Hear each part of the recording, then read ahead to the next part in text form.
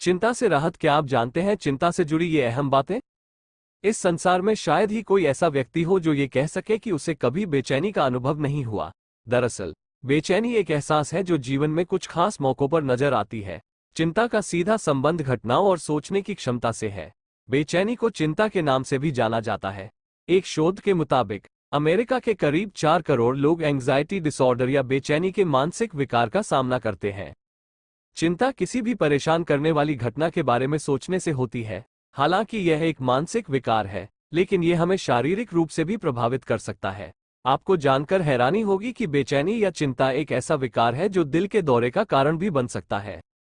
चूंकि चिंता एक खतरनाक मानसिक विकार है, इसलिए इससे छुटकारा पाना बहुत जरूरी है। आज का लेख चिंता से निपटने के कुछ आसान और महत्वपूर्ण तरीकों से संबंधित है। ये ऐसे तरीके हैं जिन्हें आप तुरंत लागू कर सकते हैं।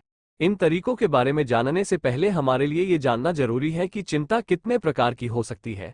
तो आइए हम आपको चिंता के ऐसे 5 प्रकार बताते हैं जो आपने कभी न कभी जरूर देखे या सुने होंगे। चिंता के प्रकार। सामान्यीकृत चिंता विकार। सामान्य बेचैनी या सामान्यीकृत चिंता विकार मानसिक तनाव या अवसाद के कारण होता है। अगर कोई व्यक्ति लंबे समय से मानसिक तनाव और डिप्रेशन का सामना कर रहा है तो उसे समय समय पर चिंता का भी सामना करना पड़ सकता है। सामाजिक भय या सामाजिक चिंता विकार। एक व्यक्ति अपने व्यक्तित्व के आधार पर 2 प्रकार का हो सकता है, अंतर्मुखी और बहिर्मुखी। अंतर्मुखी वे लोग होते हैं जो लोगों से ज्यादा मिलना जुलना पसंद नहीं करते और ज्यादातर आरक्षित होते हैं। ये भी कहा जा सकता है कि अंतर्मुखी किस्म के लोग दूसरों से घुलने मिलने में इतना विश्वास नहीं रखते और अपनी ही दुनिया में मस्त रहते हैं। जब अंतर्मुखी प्रकार के लोगों को अन्य लोगों से मिलने के लिए कहा जाता है तो वे एक प्रकार की चिंता का अनुभव करते हैं। ये सामाजिक भय या सामाजिक चिंता विकार हो सकता है। जिस किसी व्यक्ति को दूसरे लोगों से मिलने जुलने में कोई दिलचस्पी नहीं होती और वह लोगों से मिलने जुलने के ख्याल से भी घबराहट महसूस करता है, ऐसे लोग सोशल फोबिया के शिकार होते हैं।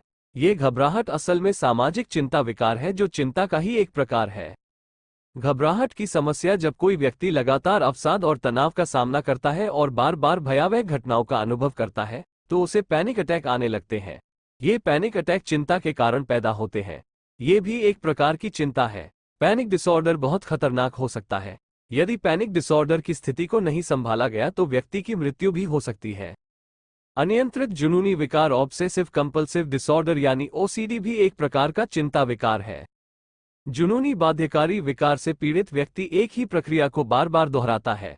दरअसल ऐसा बेचैनी के कारण होता है। ये भी कहा जा सकता है कि जुनूनी बाध्यकारी विकार से पीड़ित व्यक्ति को संतुष्टि का अनुभव नहीं होता है, जिससे लगातार बेचैनी बनी रहती है। अपनी बेचैनी को कम करने के लिए व्यक्ति एक ही प्रक्रिया को बार बार दोहराता है और इसके कारण उसे काफी परेशानियों का सामना करना पड़ता है। अभिघातस के बाद का तनाव विकार। अगर किसी व्यक्ति को कोई डरावनी घटना का अनुभव होता है तो उसके दिल और दिमाग में उस घटना से जुड़ी चीजों या लोगों के प्रति डर पैदा हो जाता है। जब ये डर सामान्य से अधिक हो जाता है तो इसे फोबिया कहा जाता है। किसी व्यक्ति को कई कारणों और चीजों से फोबिया हो सकता है, इससे भी बेचैनी उत्पन्न होती है। जब कोई व्यक्ति किसी भयावह घटना से गुजरता है तो इस घटना के बाद व्यक्ति में चिंता विकार विकसित हो जाता है, जिसे पोस्ट ट्रॉमेटिक स्ट्रेस डिसऑर्डर कहा जाता है। ये चिंता के प्रकार है। आइए अब देखते हैं कि वे कौन से कारण हैं जिनकी वजह से हमें चिंता का सामना करना पड़ सकता है।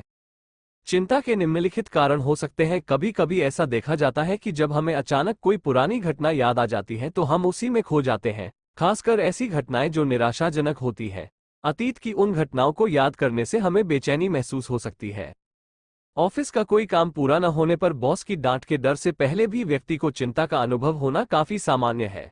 इसी तरह कॉलेज या किसी अन्य संस्थान का प्रोजेक्ट पूरा न होने पर चिंता हो सकती है।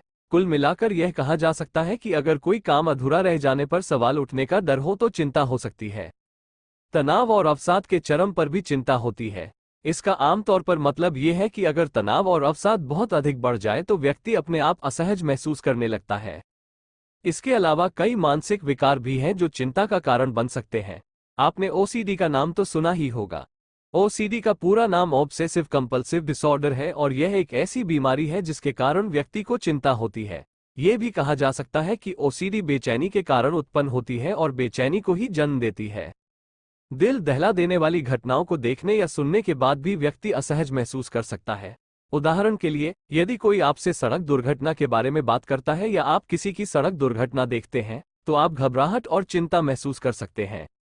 चिंता होने पर कैसा महसूस होता है?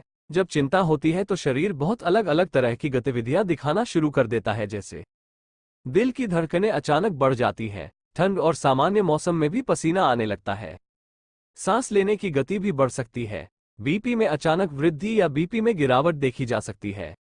चिंता की स्थिति में कुछ लोगों में चक्कर आने की समस्या भी देखी गई है। चिंता विकार से राहत। चिंता विकार से छुटकारा पाने के कुछ महत्वपूर्ण उपाय निम्नलिखित हैं, तो आइए देखें कि वे क्या हैं।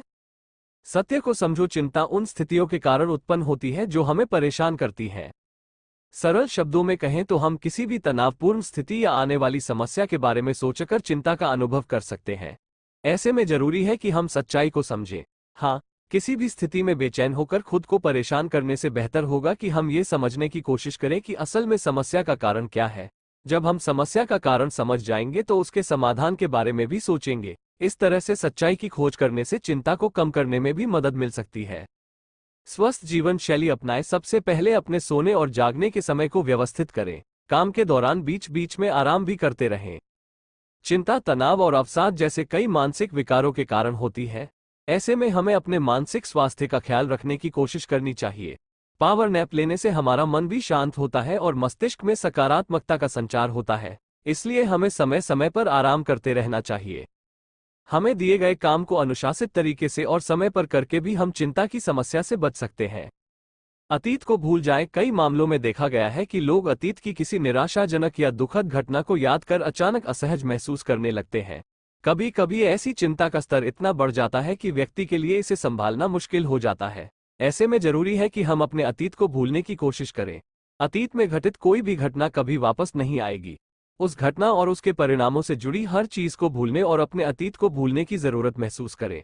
आज जियो और कल को बेहतर बनाने के लिए खुश रहो। त्रिगुण नियम का पालन करें। जो लोग नहीं जानते कि ट्रिपल रूल क्या है, उन्हें बता दें कि यह मन को शांत करने और चिंता को कम करने में मदद कर सकता है। जब भी आपको लगे कि आपकी चिंता का स्तर बढ़ रहा है, तो तुरंत अपने चारों ओर देखें। आपको अपने आसपास किन्हीं 3 चीजों को देखना है और उन चीजों के नाम बताने हैं। इसके बाद अपनी एड़ियों, उंगलियों और हाथों को हिलाएं।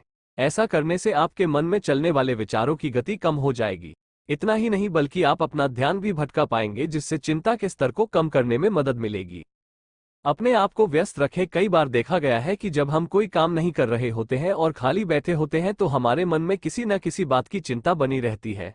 हमारे मन में कई तरह के विचार आने लगते हैं।